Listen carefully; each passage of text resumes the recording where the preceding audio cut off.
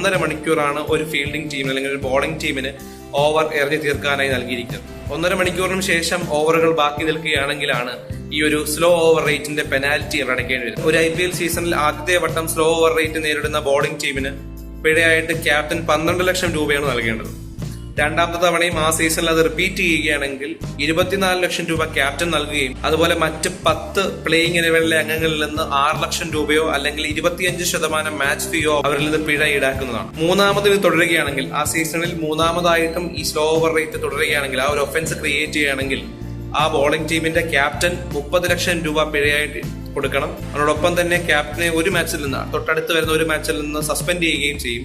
അതോടൊപ്പം തന്നെ കൂടെ കളിച്ച കളിക്കാരിലെ 10 പേരിൽ നിന്ന് 12 ലക്ഷം രൂപ അല്ലെങ്കിൽ 50% മാച്ച് ഫീ അവർ ഈടാക്കുകയും ചെയ്യും. അപ്പൊ ഇതൊക്കെയാണ് സ്ലോ ഓവർ റേറ്റിന്റെ ശിക്ഷകൾ എന്ന് പറയുന്നത്. അതുകൊണ്ടാണ് ഡൽഹി ക്യാപിറ്റൽസ് ഈ സീസണിൽ മൂന്നാമത്തെ സ്ലോ ഓവർ റേറ്റ് ഒഫൻസ് ആണ് ക്രിയേറ്റ് ചെയ്തിരിക്കുന്നത്. അതുകൊണ്ടാണ് ഡൽഹി